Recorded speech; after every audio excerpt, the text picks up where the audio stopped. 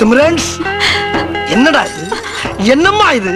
இன்னைக்கு நம்ம குடும்ப கௌரவத்தையே அழிச்சிட்டியம்மா, குடும்ப கௌரவத்தையே அழிச்சு போட்டு. ஒரு ஓப்பனிங்கே கொண்டாட்டத்தோட தொடங்குது. டான்ஸ் ஆடின எல்லாருமே கர்ப்பிணி பெண்கள். ஃபங்க்ஷன் பண்ணுவாங்க, டான்ஸ் ஆடுவாங்க. எக்ஸ்பீரியன்ஸ் தானே சார். அதெல்லாம் நீ சொல்லப்படாது. ஏன் சொல்ற நீ? அதெல்லாம் நீ சொல்லப்படாது. உள்ளூர்ல இருக்க வேண்டாம், டிராவல் பண்ணி எங்கேயா வெளில போயிட்டு வீட்டுக்காரோட மட்டும் இருக்கணும். அவ்வளவுதான் சார். சோ இப்ப ட்ரெடிஷனல் பேபி ஷவர் ஒன்னு, தென் வெஸ்டர்ன் டைப் ஒன்னு.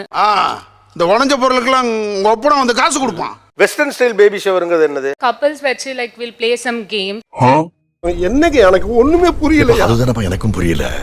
பம்பை வந்து காஸ்டிங் மாதிரி பண்ணுவாங்க. இல்ல புரியல. 1வது மாதத்துல வயிறு இப்படி இருந்துச்சு, 2வது மாதம் எப்படின்னு அந்த ஷேப்பே உருவாக்கிடுவாங்க. ஆமா. ஓ, அப்படி ஒரு வியாதி அவனுக்கு. எல்லா அம்மாங்களுக்குமே பாய் பேபியா கேர்ள் பேபியான்னு ஒரு ஆசை இருக்கும். பண்றோம் மீதி எல்லா பிளானும் அங்கங்க பண்ணிடுறீங்க. நான் பண்ணாம அதை விட வரேன்னா ஒண்ணு எனக்கு, அதுக்காக தான் காத்து நிக்கிறேன்.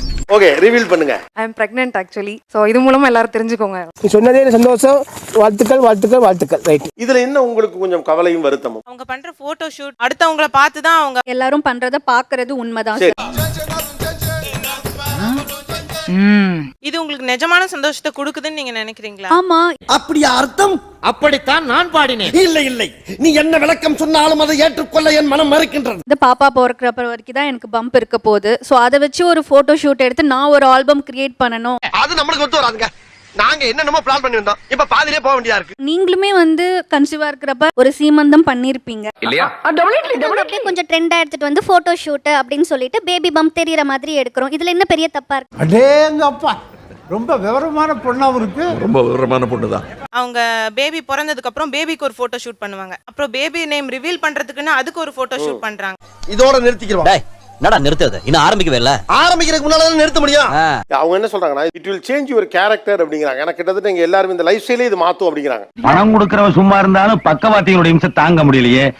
சின்ன சின்ன விஷயங்களை கூட சந்தோஷமா செலிப்ரேட் பண்ணி புதுப்பிச்சுக்கிட்டே இருக்கிறதுல என்ன தப்பு? ஐயோ ஐயோ ஐயோ அப்பா அப்பா.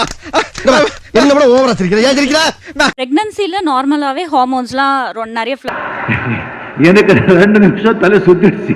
அந்த பச்சை கவுன் போட்ட பொண்ணு என்ன சொல்லுது? மாச ஸ்கேன்ல இருந்து அது என்ன மோல்டு பண்றதா? நமக்கு எதுக்கு?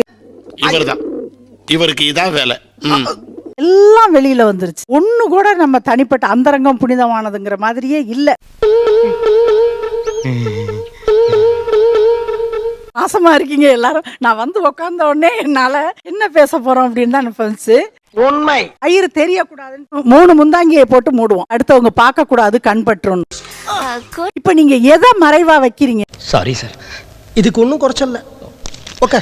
நீங்க நிறைய தேவையில்லாம பயப்படுறீங்களோ அப்படின்னு. இல்ல இல்ல, எங்களுக்கு என்ன பயம்? பயமா?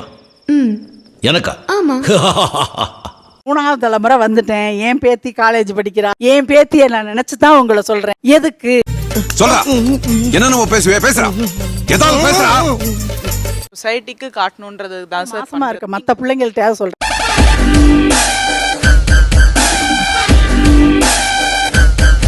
நான் வயசானவதான் சொல்றேன். இந்நேரம் வரையும் யாரையும் பார்த்து கேட்க மாட்டேன். கல்யாணம் ஆயிடுச்சா, எதுவும் விசேஷம் இல்லையா? முட்டாத்தனம் அது. உங்களை மாதிரி மனுஷன்லாம் இருக்கனாலதான் கொஞ்சமாச்சும் மழை பெய்யுது.